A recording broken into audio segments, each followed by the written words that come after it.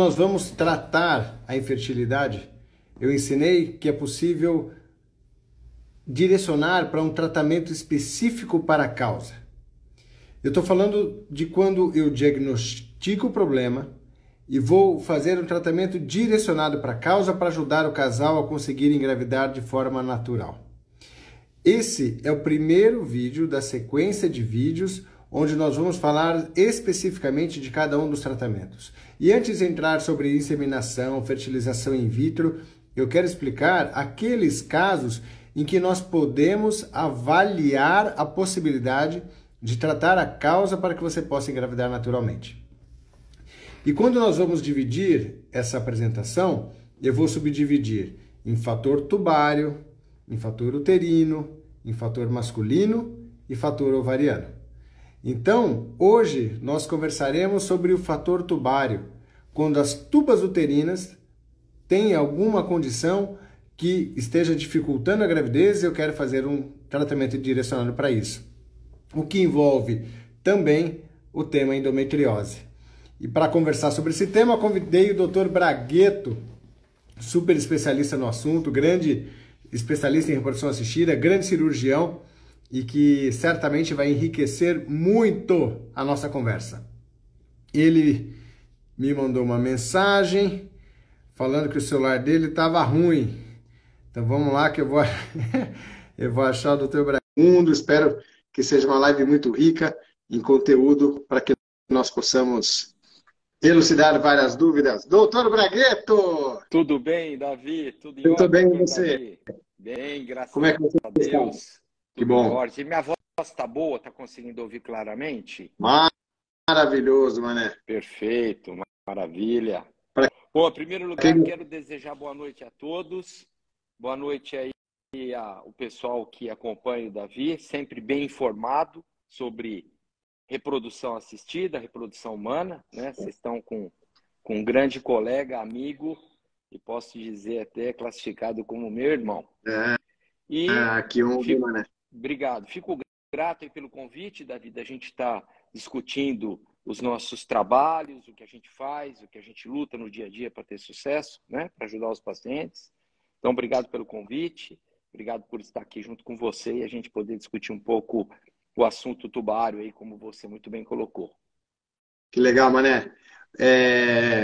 O mané é meu grande orientador, professor, referência não só na parte técnica, mas na parte humana, né, do atendimento da infertilidade.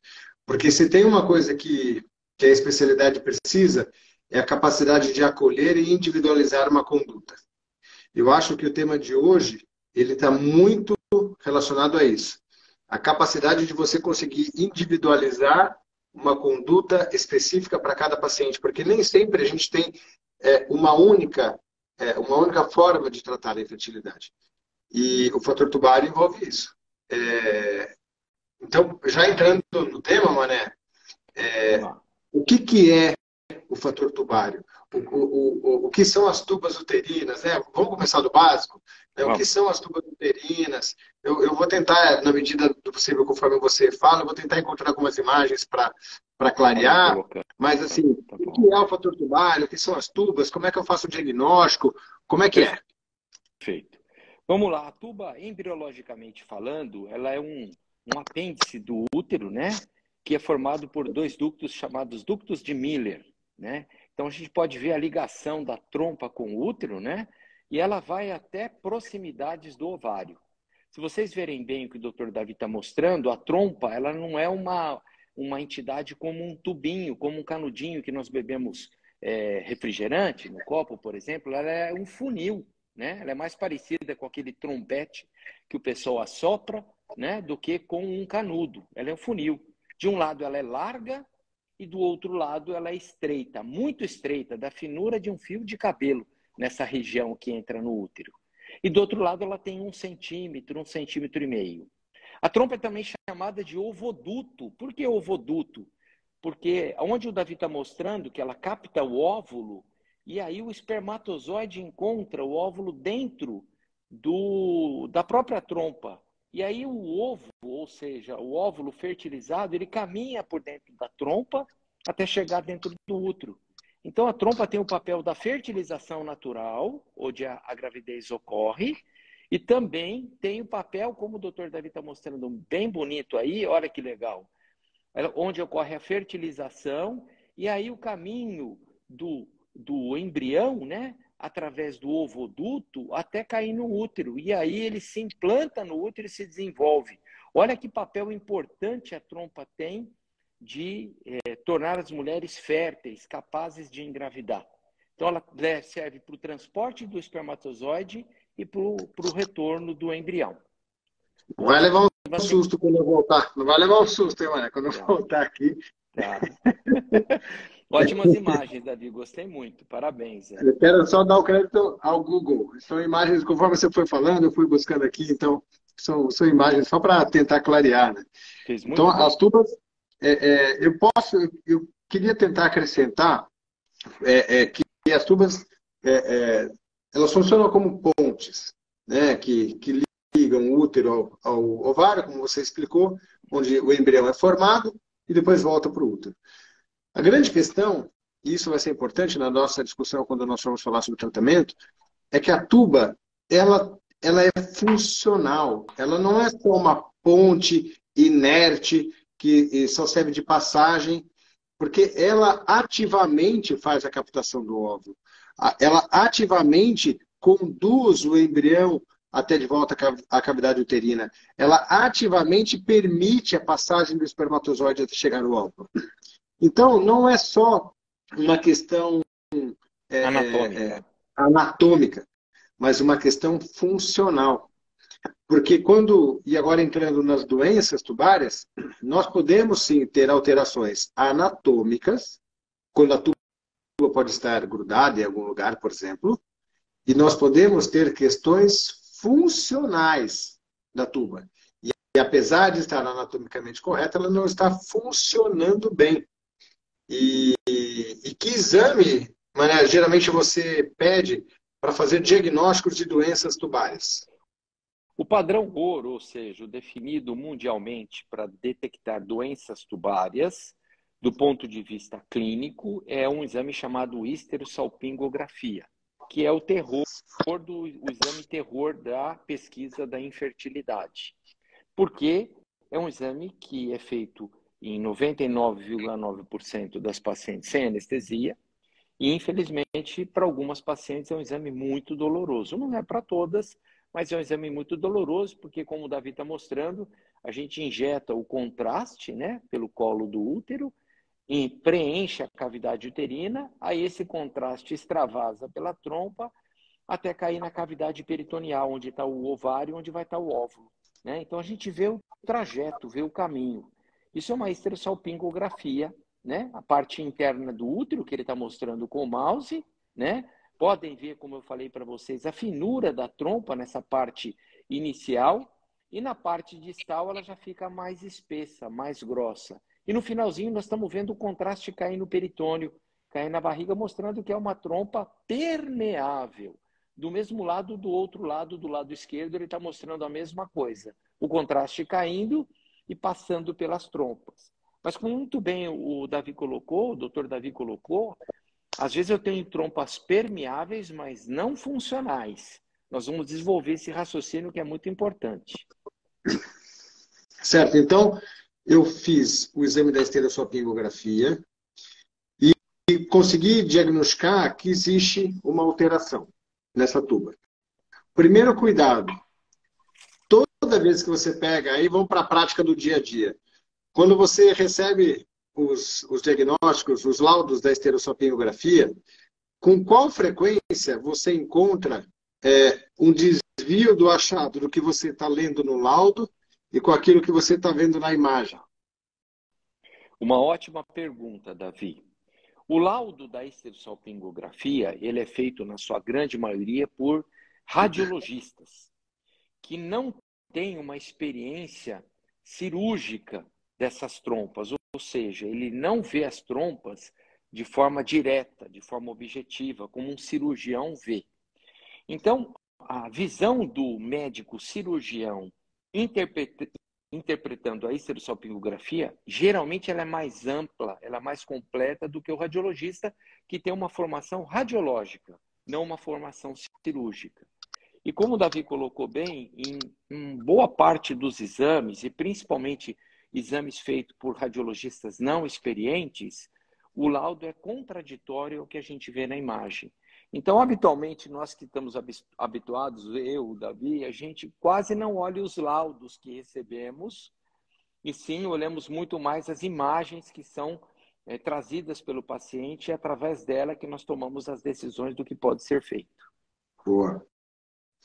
Então, o paciente, para fazer o diagnóstico de fator tubário, geralmente pede uma histerosalpingografia e com o cuidado de que o médico especialista precisa interpretar não o que está escrito no laudo, mas especialmente a imagem, porque óbvio que isso vai variar de região para região, a qualidade do laboratório que foi feito, mas com muita frequência existem casais que tentam engravidar há anos e não conseguem, dizem que os exames estão sempre normais, e quando nós vamos avaliar as imagens da histerosalpingografia, que já foi feita há alguns anos, aquela imagem já mostrava indícios da possível causa.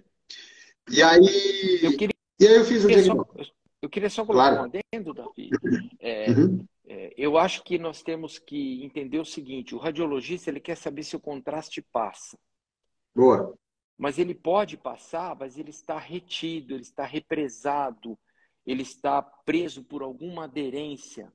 E isso para ele não tem muita relevância, né? E para nós isso é de suma importância, como o Davi colocou. Então, só passar o contraste não basta. Nós temos que ter mais informação, né? E aí, se eu tenho uma alteração nas tubas uterinas, eu tenho um fator que dificulta, eu vou usar o termo dificulta porque o termo impedir, mas quando a gente realmente tem um fator absolutamente grave, mas que dificulta a fertilização do óvulo pelo espermatozoide.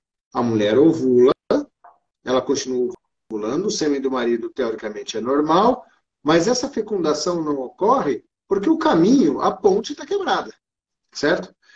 Então, se a ponte está quebrada, de alguma maneira, eu preciso propor ao casal algum tipo de tratamento. E nessas circunstâncias, existem duas possibilidades de tratamentos. Uma, vou tentar consertar a ponte. Se a ponte quebrou, eu vou tentar consertar. Vou fazer uma cirurgia. Ou, se aquele caminho não está legal, mudamos o caminho, mudamos o trajeto. Podemos tirar o óvulo, fecundá-lo no laboratório, formar o embrião no laboratório e colocar o embrião pronto lá dentro. Então, que é a fertilização in vitro. Então, para fator tubário, sempre será discutido com o seu profissional. Vou colocar 3 possibilidades, né, para a gente debater as 3.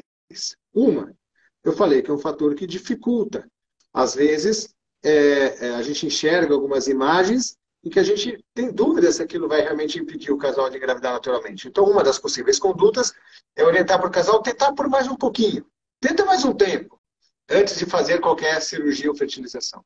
Então, continuar tentando por mais um tempo, fazer uma cirurgia ou partir para uma fertilização in vitro. Como que você raciocina para poder individualizar o melhor tratamento para os casais que sofrem de fator tubário? Vamos lá. Eu quero dividir, antes da decisão estratégica cirúrgica ou reprodução assistida, fertilização in vitro, como muito bem você colocou, Davi, eu quero dividir antes em 2 tipos de problemas quando a gente faz a histerosalpingografia. Boa. É comum eu encontrar pacientes que vêm com obstrução tubária bilateral, ou seja, as trompas estão entupidas. Isso precisa muito bem ser dividido em 2 blocos distintos. Aquele que eu tenho a obstrução proximal, que é justa ao útero, e o que eu tenho as obstruções distais, ou seja, lá perto do ovário. Tá? Eu vou usar uma imagem para você aqui, Mané. Vamos lá, ótimo. Seria uma obstrução tubária distal. Perfeito. Eu estou olhando no Google aqui, né? Assim, eu sei, não é faço algumas considerações. Mas assim, eu tenho o contraste vem aqui, chega até o final, E não mas passa. para aqui, e não Perfeito. passa mais. Ó, Perfeito. aqui seria um exemplo de uma obstrução tubária proximal do lado esquerdo. Esquerdo e Então, distal a direita. à direita. Então, Um aqui bloqueio é à o direita. contraste vem até aqui, e aqui, desse lado, ele para Para aí. logo aqui no comecinho. Então, Perfeito. existe, ó, aqui uma outra imagem de uma obstrução tubária proximal. O contraste nem começa a aparecer na tuba Nem aqui, né? passou. Nem passou. Perfeito. Boa. Deixa eu Então, voltar aqui. vamos lá.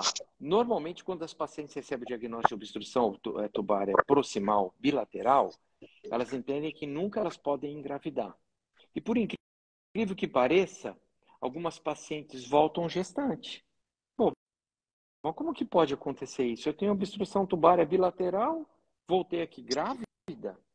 O que acontece é que, devido ao exame provocar cólicas, as trompas podem contrair. Então, obstrução tubária proximal pode ser apenas um espasmo, uma cólica tubária, uma contração tubária, que não deixa o contraste passar. É uma trompa normal, mas naquele momento de cólica e de dor, ela pode ser erroneamente diagnosticada como uma obstrução. Os radiologistas mais experientes, quando encontram esse laudo, eles dão um tempo, esperam passar a cólica. Tem pacientes que falam, doutor, fiquei 1h30 fazendo o exame. É porque o radiologista é experiente. Eles dão um tempo, esperam, e às vezes a trompa passa a funcionar. Tá? Então, obstrução tubária proximal com exames muito rápidos, sem o seu devido cuidado, e em alguns casos fazem até Buscopan para relaxar a musculatura lisa, podem ser um falso diagnóstico. O outro tipo, Davi, é obstrução tubária distal. Essa é muito mais difícil de ser tratada, que nós chamamos isso de hidrossalpinge. O Davi vai mostrar já uma imagem. Eu vou aproveitar aqui, ó. Essa foi até uma pergunta, vou colocar aqui na tela, da Lúcia, né? Como identificar a hidrossalpinge? Ela muda a aparência das tubas, né? Então, Lúcia, eu vou achar uma imagem aqui enquanto Lúcia, você explica. Tá legal. Lúcia, muda muito. A trompa, que deveria ter 1 centímetro, 1,5 centímetros, quando passa o contraste e ela é permeável, ela pode atingir 3, 4, 5 centímetros. Ela simula no ultrassom até um cisto de ovário, de tão grande que ela fica. Então, essa trompa, geralmente, olha o tamanho que ela fica. Se a gente comparar o comecinho da trompa, olha o final, ela fica dilatada. Essa trompa, ao longo dos anos, ela vai sendo danificada dentro do seu epitélio, que é o seu revestimento, e toda aquela parte funcional que o Dr. Davi colocou muito bem no início do bate-papo, aquela parte funcional é perdida. Então, as trompas com hidrossalpinge são as que têm o pior prognóstico cirúrgico. Hoje em dia, nós não tentamos recuperar trompa com hidrossalpinges grandes. E nós vamos falar nisso daqui a pouco. Então, só para diagnóstico estratégico, obstrução tubárias proximais, talvez repetir uma nova esterossalpingografia, ou agora na nossa clínica nós estamos introduzindo a esterosonografia, que dá menos cólico e afasta esse tipo de falso diagnóstico, né? A doutora Carolina Scaranari é a nossa ultrassonografista-chefe, e que está desenvolvendo o projeto da esterosonografia. E também nós podemos, nos casos distais, entender que os sucessos cirúrgicos pelo dano tubário permanente são piores. Mané, posso aproveitar uma pergunta? Opa! Que colocaram aqui também? Vamos. Trompas, porque ainda estamos falando ainda dos diagnósticos. Daqui a pouco a gente entra nos tratamentos. Tá A Kel colocou aqui, ó, trompas para cima, ao invés de para baixo, é indício de aderência? É possível cirurgia? Enquanto você fala, eu vou achar aqui as imagens de um paciente de hoje. Que eu vou mostrar. De trompa para cima. Eu fui fazer um ultrassom, eles vieram a primeira vez, eu fiz um ultrassom, vi o ovário direito bonitinho, e aí eu fui tentar ver o ovário esquerdo, sabe aquele ovário que estava lá em cima, difícil de visualizar? Eu já conversei, olha, vamos ver direitinho essa tuba do lado esquerdo, porque eu estou achando que tá tudo muito lá para cima. Aí ela fez a esterossalpingografia e veio com o laudo normal. Então, o que são as aderências pélvicas e como que a gente pode identificar no ultrassom? Enquanto eu vou castar aqui para ver se eu acho a imagem dessa esterossalpingo. Tá ótimo. Então vamos lá, trompas para cima, a gente brinca que é como um sinal de alerta, né? Mãos ao alto, né? Nós estamos em alerta. Então, para ensinar os alunos que isso pode ser um sinal de aderência. Boa. Mas como o Davi colocou muito bem, a função da trompa de quimiotaxia, de através de sinais químicos, captar o óvulo para poder fazer a fertilização. Lembra? A fertilização é dentro da trompa. Então, esse processo de quimiotaxia envolve movimentação. Então, muitas pacientes que nós operamos por suspeita de aderência, a gente pode chegar lá e não encontrar nada. Então, só o fato das trompas estarem alta é apenas um sinal de alerta, mas não um diagnóstico definitivo, porque a trompa ela tem movimentos, ela tem movimentação, tá bom? Então, não é um diagnóstico conclusivo de que você tem algum problema tubário. Ó, olha que legal, ó. Vou mostrar para vocês a sequência das imagens dessa paciente, tá? Então, é uma paciente que procurou atendimento, ainda estamos investigando a causa da infertilidade, até então não sabíamos por quê. Os outros exames normais. Esse é o primeiro, raio-x, que não tem nada. Aí começou a injetar o contraste, como nós falamos. Aí começa a aparecer o útero aqui, certo? Ótimo. Aí começam a aparecer as tubas. Começa a aparecer a Perfeito. tuba do lado direito, começa a aparecer a tuba do lado esquerdo. Perfeito. A tuba do lado direito e a tuba do lado esquerdo eu já estou vendo um pouquinho diferente para cá. Ele Um passo continua à injetando. frente, contrastou mais uma etapa. E olha só, o lado direito eu começo a ver a passagem do contraste aqui. O lado esquerdo, a tuba, a gente fala, está desviada cranialmente. Então, se a gente for considerar a posição anatômica do lado direito aqui, eu consideraria encontrar a tuba do lado esquerdo mais ou menos na mesma região contralateral. Eu vejo essa tuba desviada lá para cima. E aqui eu vejo de forma clara a passagem do contraste à direita, começo a ver essa dilatação e essa tortuosidade da tuba do lado esquerdo e tenho essa parada, ainda não passou nada aqui. E aqui dá para ver muito bem o quanto o contraste começa a passar aqui do lado direito, a tuba do lado esquerdo faz essa volta, dilata na sua porção distal e para aqui. E assim, olha só essa imagem, que legal. A tuba desviada para a forma cranial, lá para cima, a tuba lá em cima, dilatada na sua porção distal, sem a passagem do contraste, enquanto no lado direito eu já vejo uma passagem clara do contraste aqui. Então, é um laudo normal. Né? Então, olhar a esterossalpingografia envolve tudo isso. Não é só se o contraste passou ou não passou. A posição anatômica da tuba, se existem indícios para que nós possamos fazer hipóteses diagnósticas. Então, e a partir delas, poder direcionar a conduta. E para esse casal, na minha hipótese, é que seja um fator tubário atrapalhando o casal a conseguir engravidar. Então, eu Davi, concordo. quer ver um ponto sempre importante para colocar? Quando nós vemos uma trompa com hidrossalpinge, com aderência, nós entendemos que tem algum fator aí que causou isso. Era a próxima pergunta. Pode ser uma causa infecciosa, pode ser uma causa cirúrgica, prévia, como apendicite ou cirurgias ginecológicas, miomectomias. E pode ser também uma endometriose não diagnosticada, causando aderências. Só que nós não podemos esquecer, exatamente aproveitando o caso que você colocou, que os mesmos agentes, não importa se é endometriose, se é infecção, se é cirurgia, se é uma aderência pós-cirúrgica, os mesmos agentes que agiram em uma trompa também agiram na outra. Apesar da outra estar funcionante, apesar de outra estar pérvia, ela pode ter perdido parte da sua função. Então é bem importante estar atento a isso. E um jeito Às bom vezes a de paciente saber isso, pode falar, Davi.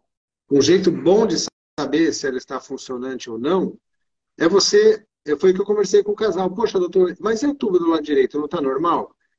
Eu não quis ser detalhista, mas aquelas imagens do lado direito também tinham alguns indícios. Mas o jeito de explicar é assim, olha, teoricamente faz 3 anos que vocês estão tentando engravidar. O sêmen é normal, o seu ovula regularmente. Se a tuba estivesse normal, normal é engravidar. Normal é estar grávida com o bebê dentro do útero e evoluindo bem. Enquanto isso não aconteceu, há sempre uma alteração que deve ser vista.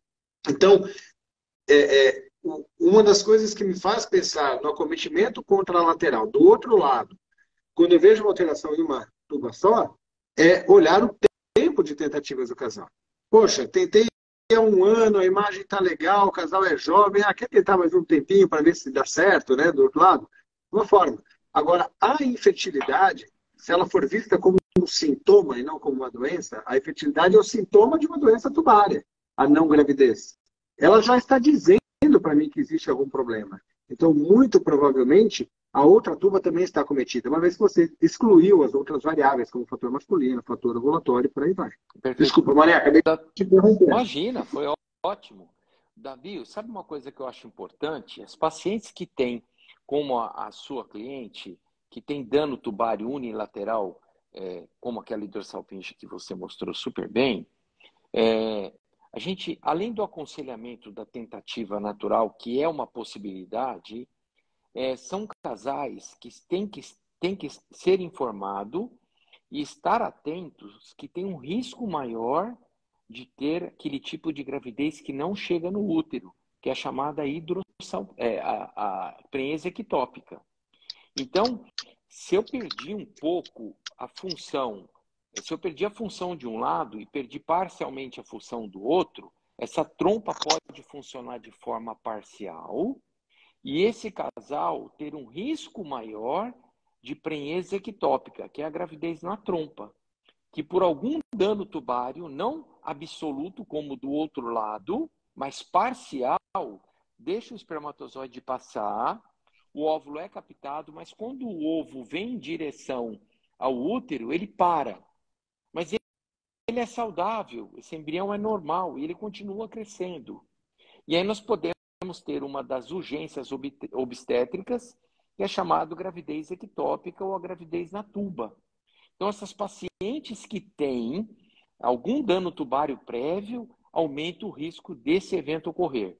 Então, a gente sempre brinca que a orientação para os casais que vão continuar tentando em casa com dano tubário unilateral é que uma paciente que não tem que ser seguida, ela tem que ser perseguida. Então, a hora que engravidou, doutor Davi, meu beta deu positivo. Tem que acompanhar a evolução do beta e estar atento a esse risco de prenese ectópica. Desculpa, eu falei muito aí, Davi, só para as pessoas estarem cientes disso, desse risco. Ó, eu vou fazer um resumo do que nós falamos até aqui, até para quem entrou na live agora. Então, nós estamos falando de fator tubário, desde os seus diagnósticos, as suas causas, aos tratamentos. O diagnóstico nós falamos bastante sobre esterossalpingografia, os cuidados de nós acharmos a imagem e a interpretação, não só se o líquido passa, mas a anatomia da tuba. Falamos as possíveis causas de fator tubário, como cirurgias pélvicas prévias, como apendicite, cirurgias ginecológicas, como a endometriose, uma doença que pode causar danos tubários também, e doenças infecciosas ginecológicas, muitas vezes assintomáticas, que cronicamente podem danificar a tuba. E isso pode causar um dano anatômico, ou seja, ela muda a sua posição anatômica, obstrui, ou um dano funcional, fazendo uma dilatação da tuba e fazendo com que ela não funcione mais direito. E agora, eu queria entender, depois, quando a gente for falar em tratamento, dos tratamentos, a gente pode esmiuçar um pouquinho mais a endometriose e os outros exames complementares. Mas só para que a gente comece a entender, então eu fui lá, fiz o diagnóstico de um fator tubário. E eu preciso avaliar, você começou a falar dos indícios dos achados que vão permitir você pensar numa cirurgia ou não. Você falou da obstrução tubária proximal, quando é proximal, às vezes não é nenhuma alteração. Então, o que te faz pensar e direcionar um casal para uma cirurgia e o que te faz pensar em uma fertilização in vitro para ajudar o casal a engravidar quando há um fator tubário? Bom, vamos lá. Essa decisão, como o Davi muito bem colocou, ela começa baseado no que nós encontramos na esterossalpingografia, mas ela não pode ser o único ponto de referência. A gente tem que lembrar que a infertilidade ela é multifatorial, né? Perfeito. Então, os outros fatores têm que entrar em relevância e consideração. Vamos falar alguns fatores. Por exemplo, o fator masculino. Se eu tenho um homem com algum grau de problema leve, moderado ou severo, a decisão estratégica passa a ser prioridade o problema masculino, não mais a tuba. Ou se eu tenho uma mulher com uma baixa reserva ovariana e com uma idade materna avançada, também a baixa reserva ovariana passa a ser prioridade do ponto de vista estratégico em relação à tuba. Então, em linhas gerais, essa decisão ela é complexa e dependendo de inúmeros fatores envolvidos. Para ficar prático para vocês, vamos levar 3 pontos. Uma condição, como o Davi colocou, do casal que o procurou hoje, com todos os exames normais e mulher com menos de 35 anos. Ou seja, casais que ainda têm tempo e com uma boa reserva ovariana. Ou seja, casal com ótimo prognóstico, onde a trompa é o nosso problema, tá? Então, eu vou dividir, do ponto de vista estratégico, 2 situações distintas.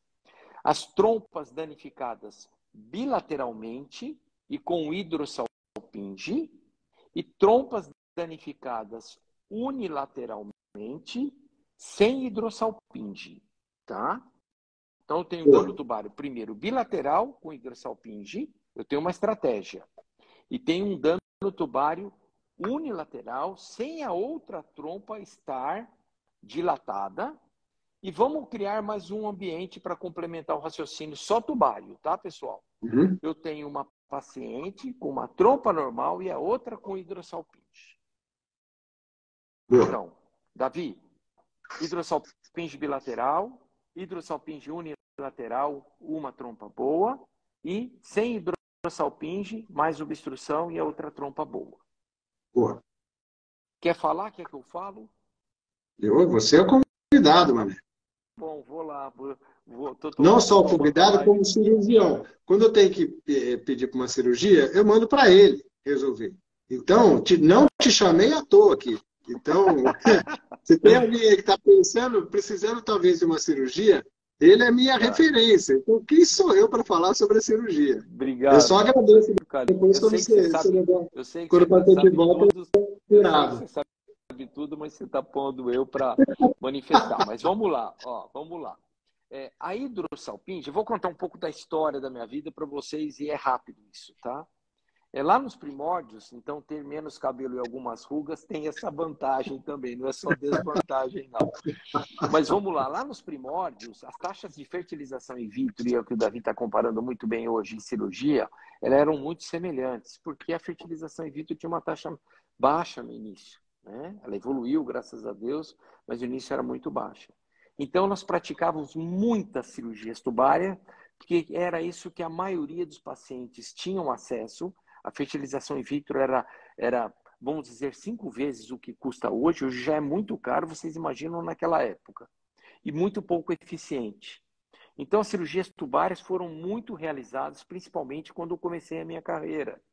E nós tínhamos equipamentos instrumentais cirúrgicos parecidos com os dos oftalmologistas. Porque como a trompa é muito fininha, muito delicada na parte proximal do útero, a gente usava esse material cirúrgico, oftalmológico, com microscópio para melhorar o nosso desempenho, o nosso sucesso. Então, operamos muitas trompas. Depois veio a laparoscopia, que proporcionou uma visão melhor, um acesso melhor e a evolução dos instrumentais da laparoscopia. Então, a laparoscopia passou a ser o nosso padrão ouro, que é o nome que a gente dá, dos tipos de abordagem tubária, porque era uma cirurgia muito menos invasiva do que cortar a barriga, né? E, paralelamente a tudo isso, a fertilização in vitro foi crescendo foi se desenvolvendo os medicamentos, aí, igual o Davi mostrando uma laparoscopia. É assim que a gente A laparoscopia é a cirurgia por vídeo, né? Aqui é uma lacadura, pelo amor de Deus. Mas tudo bem, finge. É só para ver a estratégia. Então, é Uhum. uma cirurgia onde a paciente se recupera mais rápido, o trauma cirúrgico é menor, e nós temos uma visão muito boa da trompa, né? Nós conseguimos encostar o nosso olho lá onde a trompa está. Ou seja, a visão fica muito boa, muito precisa, a recuperação é boa, a paciente tem alta, às vezes, no mesmo dia, no mais tardar no mês seguinte. Então, hoje é o padrão ouro cirúrgico e é videolaparoscopia. Então, assim, começando da parte técnica agora. Hidrossalpinge bilateral. Já fiz muitas, mas muitas cirurgias para recuperação tubária de hidrossalpinge. Muitas. Na cirurgia fica bonito, nós damos um ponto, abrimos a trompa, o contraste passa, nós ficamos felizes, essa paciente, se Deus quiser, vai conseguir engravidar. Mas, infelizmente, as hidrossalpinges, e principalmente quando as trompas estão muito dilatadas, ela já sofreu um dano permanente. A gente fala que a trompa fica careca. Em vez dela ser cheia de vilos, que a trompa é assim por dentro, como se fossem várias montanhas, uma do lado da outra, né? Várias montanhas e vales, ela fica plana. E aí, como muito bem o Davi colocou, ela não é funcional. Ela fica permeável, mas não fica funcional. Então, o resultado... Olha que bonita a foto. Parabéns, Davi, pelas imagens. Olha que legal, bonito. Nossa, maravilhoso, né? Gente que trabalha com isso, vive isso. Olha os cílios do epitélio que batem e ajudam esse caminho do ovoduto aí, do embrião. Olha que bonito, que espetáculo. Imagina um lugar que não tem um cílio desse, que não tem nada disso. Ele é plano, ele é liso. Então, essa paciente, infelizmente, a grande maioria não engravida. Então, hoje, a hidrossalpinge, a gente mudou a estratégia. Por quê? Porque nós temos hoje um método muito mais eficiente, que é a fertilização in vitro. E mais um dano que a hidrossalpinge causa. Se ela não for tratada, esse líquido de dentro da trompa cai dentro do útero. A gente chama isso de vômica. E em vez de ajudar, pelo contrário, quando a gente faz fertilização in vitro, ela atrapalha a fertilização in vitro. Então, hoje, estrategicamente, trompas danificadas, muito dilatadas, o tratamento é a retirada das trompas. É meio paradoxal, né? Uma paciente procura engravidar, eu vou falar para ela, olha, você tem que tirar suas trompas para a fertilização in vitro dar certo. Né? Em termos mais coloquiais, Mané, eu posso dizer que o líquido que está aqui dentro dessa tuba, ele escorre para dentro do útero e ele atrapalha a implantação e o desenvolvimento do embrião. Então, mesmo na fertilização in vitro, onde nós colocamos o embrião aqui na cavidade uterina, esse líquido que fica aqui pode escorrer e ser tóxico para a implantação embrionária, diminuindo a chance de resultados. E o que você sugere, e eu concordo, é retirar essa tuba para que você possa retirar esse líquido para aumentar a chance da gravidez acontecer. E outra coisa importante, Davi, do caso 2, que é hidrossalpinge do lado e trompa normal do outro, é exatamente o exemplo que você mostrou aí na foto. Exatamente esse exemplo. Essa trompa do lado direito, ela está atrapalhando a função da esquerda. Do mesmo jeito que ela atrapalha a fertilização in vitro, ela atrapalha o natural. Perfeito. Então, no segundo caso, quando eu tenho hidrossalpinge de um lado e uma trompa boa do outro, opera para tirar essa trompa. Perfeito. Para tentar ajudar a trompa normal a conseguir gerar uma gravidez. Perfeito. E aí eu tenho uma condição onde eu vou retirar uma tuba para ainda aumentar a chance da gravidez acontecer, seja naturalmente ou pela FIV. Mas lá atrás, quando você estava individualizando os cuidados para poder indicar uma cirurgia ou uma fertilização in vitro, você usou 3 critérios, além da questão tubária, para poder individualizar. A presença ou ausência de um fator masculino, a idade da mulher e a sua reserva ovariana. Perfeito. E vou falando sobre a idade e a reserva ovariana, o que nós precisamos entender é que a estratégia cirúrgica, ou seja, se eu acho que eu posso corrigir essas tubas, vamos supor que a gente acredita que tem aderências pélvicas, você acha que ela tem endometriose peritoneal, Daqui a pouco a gente pode falar um pouquinho mais sobre isso, mas você acha que você pode corrigir para dar uma chance para ela conseguir engravidar em casa. Só que essa é uma estratégia de médio e longo prazo. Eu vou programar a cirurgia, fazer a cirurgia, encaminhar o casal para casa, para que eles tentem naturalmente. E para quem está tentando naturalmente, nós sabemos que a chance é cumulativa ao longo do tempo. Então, não necessariamente vai engravidar no mês seguinte a cirurgia, mas eu preciso dar um ano, às vezes, para essa paciente ter chance suficiente para avaliar se a técnica foi bem realizada e se a cirurgia foi eficiente.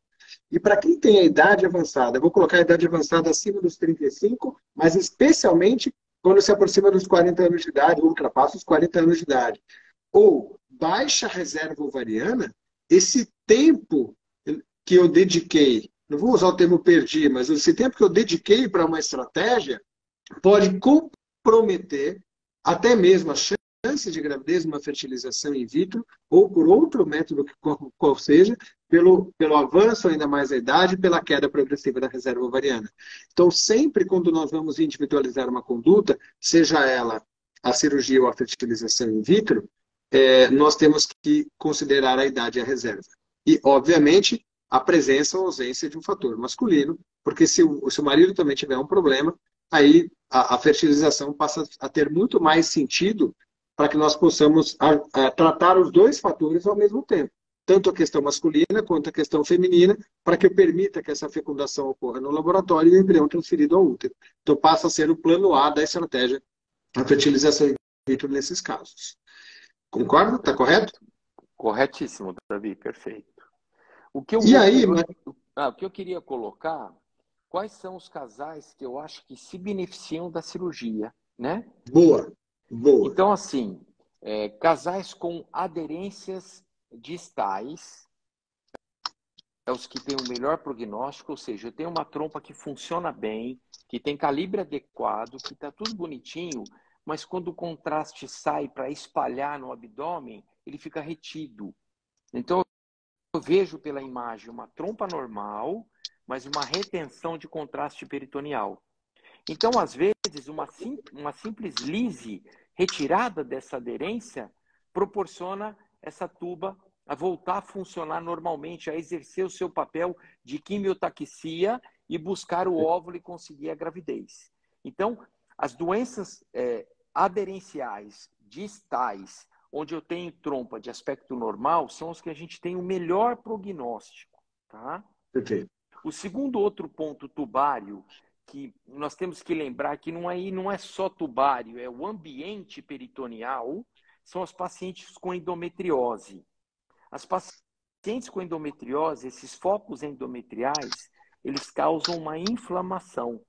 Hoje está todo mundo preocupado com a inflamação do organismo, né? Estou comendo alimentos que estão me inflamando, que podem piorar minhas funções vitais, desde a função ovariana até cardíaca, muscular, neurológica.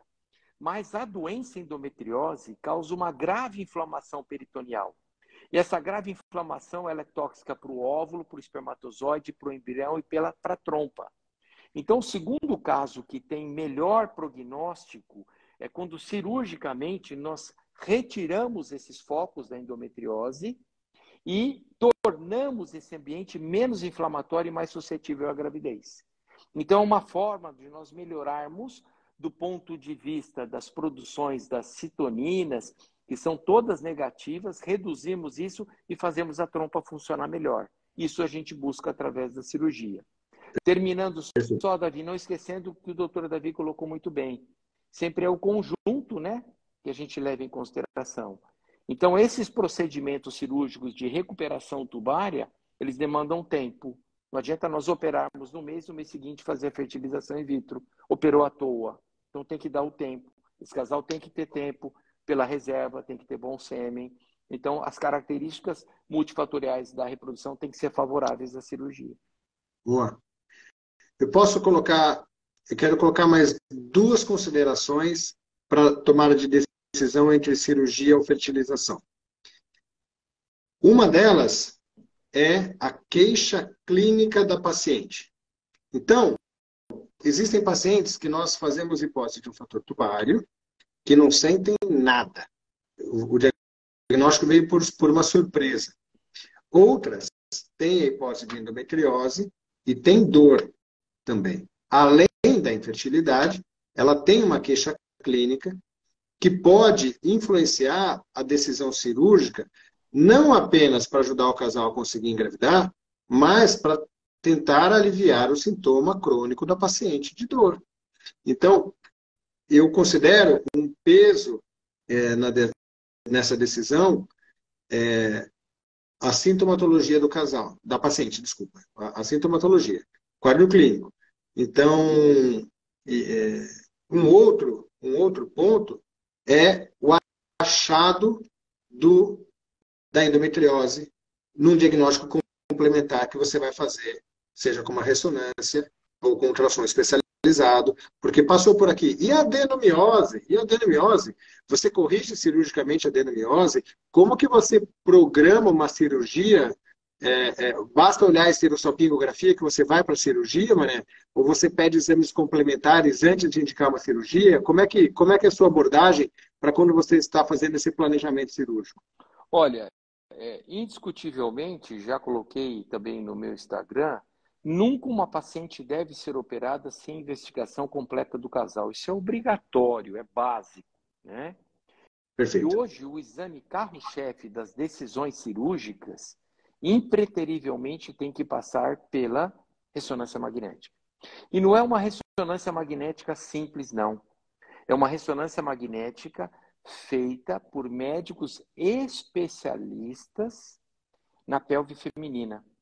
Nós temos uma radiologista que nos acompanha, que faz os nossos laudos, e para quem eu indico, quem consulta comigo sabe, que é a doutora Patrícia Prando, e os diagnósticos advindos de qualquer serviço são muito diferentes. Então, para nós que vamos enfrentar uma cirurgia de endometriose, saber previamente onde exatamente está a doença, que maneira está acometendo cada órgão, intestino, bexiga, ovário, é extremamente importante para a segurança do ato cirúrgico e para o sucesso do tratamento. Então, primeiro, o casal tem que estar investigado em todos os aspectos reprodutivos e com um bom screening pré-operatório para a cirurgia atingir o seu máximo de sucesso. Perfeito. Porque às vezes a paciente está lá, a queixa de dor, e a ressonância mostra que um dos principais achados é a adenomiose, que é a endometriose que está infiltrando o útero. E a cirurgia não corrige a adenomiose. Senão você vai ter que tirar o útero. Então, até para que você possa criar uma expectativa do quanto você realmente vai ajudar o paciente, não só a conseguir engravidar, mas a melhorar a queixa principal quando é a dor. Então, esse cuidado, ele é muito importante. E aí, para a gente finalizar, eu também acho que existe mais um ponto em consideração para a decisão final, que é perguntar para quem manda, que é a paciente. Porque, assim, às vezes, ela tem todos os critérios de indicação de cirurgia, como você muito bem descreveu. Mas aí você explica isso para ela, ela vai falar assim, o quê? Você está querendo me levar para uma cirurgia para me recuperar, para eu ficar mais um ano tentando? Não, de jeito nenhum. Não quero isso. Eu quero fazer uma fertilização no mês que vem. Ou o contrário, você está entendendo que a cirurgia é possível, né? Quando as duas possibilidades, como você colocou, algumas situações não dá. Ou é filho ou é cirurgia, né? Mas estou falando quando existe essa dúvida. A escolha. Aí você fala, estou pensando numa fertilização in vitro, e o casal não quer fazer, seja por qual for o motivo. A minha cirurgia eu vou conseguir fazer pelo plano, mas a FIV custa caro e eu ainda preciso guardar dinheiro para isso. Por motivo pessoal, eu gostaria ainda de tentar engravidar em casa da maneira ideal. Então, perguntar para a paciente e dividir, compartilhar a conduta é o que vai acontecer no final de toda essa história que a gente conversou. Porque cada um vai pensar de um jeito. Mas a dor pode ser indicativo de cirurgia. A paciente fala, mas eu tomo um remedinho, doutor, eu resolvo minha dor, eu não estou a fim de fazer cirurgia. Então, no final das contas, essa conversa de prós e contras, para a gente colocar tudo isso na balança, eu acho que é muito importante para que a gente possa tirar conclusões finais. Ô, Concorda? Davi, sabe o que eu acho super ético e super importante nessa abordagem da decisão final, como você muito bem colocou? É a paciente e o casal entender o quanto vai ser a chance dela fazendo um tratamento ou fazendo Perfeito. outro. Vamos dizer assim, do ponto de vista de endometriose, nós já operei muitas pacientes se beneficiaram e muitas pacientes engravidaram, né? Com a cirurgia, engravidaram de forma natural, é um número grande, já tem um pouco de tempo já de formado, então nós temos um número grande de pacientes que beneficiaram. Mas eu também tenho um número grande de pacientes que não se beneficiaram da cirurgia e que foram para a fertilização in vitro. Então, compartilhar as taxas de gravidez de cada decisão, de cada estratégia, faz com que, eticamente, a decisão seja transparente. Porque é muito comum as pacientes procurarem algum médico especialista em cirurgia, apenas cirurgião, que não faz fertilização in vitro, e a ferramenta que ele tem, a única que ele tem é a cirurgia.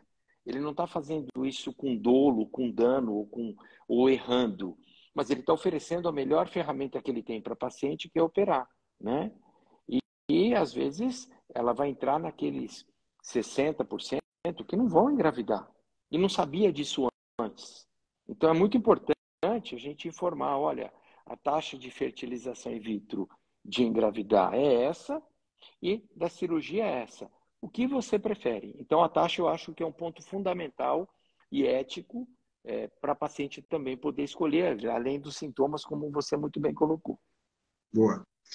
Surgiu uma pergunta aqui colocando assim, ó. Por causa da endometriose, as minhas tubas são voltadas para baixo. Os ovários ficam bem próximos. Isso pode afetar a fertilidade? Eu vou só colocar uma observação. Ou você acha algum achado muito grave, como uma hidrossalpinge bilateral, ou antes de olhar o exame, você tem que olhar a história. Porque se você já não está conseguindo engravidar, a resposta está dada. Entendeu? Porque às vezes o médico quer olhar o exame e coloca alguns detalhes, olha, a tuba está mais para baixo, e quer prever o que vai acontecer, se você vai ou não vai conseguir engravidar. E não é assim o raciocínio. O raciocínio não é prospectivo, a não ser que seja um achado muito grave, onde eu consigo afirmar, olha, aqui não vai dar certo. Mas o raciocínio é retrospectivo. Você já não está conseguindo engravidar há um certo tempo e eu consegui encontrar aquilo que pode explicar o problema. E tentando também afastar outros fatores. Então, eu não posso ler essa pergunta e falar para você se vai afetar ou não vai afetar a sua fertilidade. Eu preciso te consultar, eu preciso ouvir a sua história, eu preciso saber há quanto tempo vocês estão tentando, eu preciso afastar outras possíveis causas de infertilidade para que nós possamos fazer um diagnóstico correto e preciso e aí sim colocar um peso maior ou menor no achado que foi feito. E esse é um dos motivos que nós só realizamos esses exames, como a esterossalpingografia, por exemplo, quando o casal já tentou por um certo tempo. Nós não fazemos esterossalpingografia para casais que ainda querem tentar engravidar, porque a prática das tentativas é muito mais importante do que a teoria que o exame tenta prever. Tá? Então, é um cuidado de raciocínio clínico muito importante para que nós possamos saber olhar não só o exame, mas saber olhar o paciente. Ô, Davi, para essa paciente, eu acho também importante colocar que a endometriose ela causa dano tubário, ela causa dano ovariano, dano uterino quando chega a ter adenomiose. Boa. Mas o grande inconveniente para engravidar com endometriose também é químico.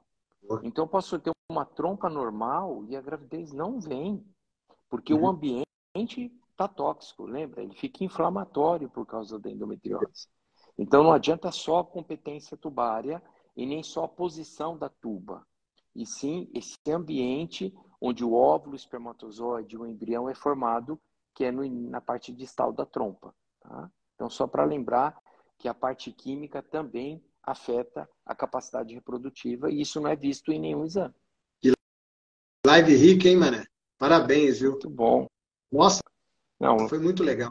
é. Voou, já temos 1 hora de live. Eu sei que você tem seus compromissos. Eu super agradeço você dedicar o seu tempo aqui conosco. Certamente faremos mais, não só como grande médico, você é muito didático, um ótimo professor. Eu queria te agradecer, te parabenizar de novo e deixar para você alguma palavra final de consideração ou qualquer orientação que você acha que ainda falta para a gente concluir o nosso assunto. Eu acho que nós falamos bastante, né? O didático é para você, você que conduziu a live, você que colocou todos os pontos principais aí. Eu só fui aqui que nem um papagaio falando, né? Atrapalhando um pouco a tua didática, foi ótimo, né? O jeito que você conduziu a live, como sempre, parabéns, Davi. E quero falar um pouco do Davi. Davi é um médico jovem, né? Comparado comigo, muito jovem. E é um cara que eu admiro, é um cara batalhador, que está construindo a sua história de uma forma muito bonita, de uma forma moderna, e o que eu mais prezo nele de uma forma ética, né? Parabéns, Davi. Obrigado. Fico feliz de tê-lo como amigo, em primeiro lugar. Obrigado. Depois como sócio de clínica e principalmente de podermos conviver juntos aí esses anos. Obrigado pela convivência, pela tua ética e tua competência. Parabéns, viu? Nossa, agora eu vou chegar em casa falar para minha esposa, não precisa falar mais nada hoje, que hoje já vou dormir feliz. Se eu jogar a toalha molhada em cima da cama, eu vou falar, não me corrija mais, que hoje já vou dormir feliz.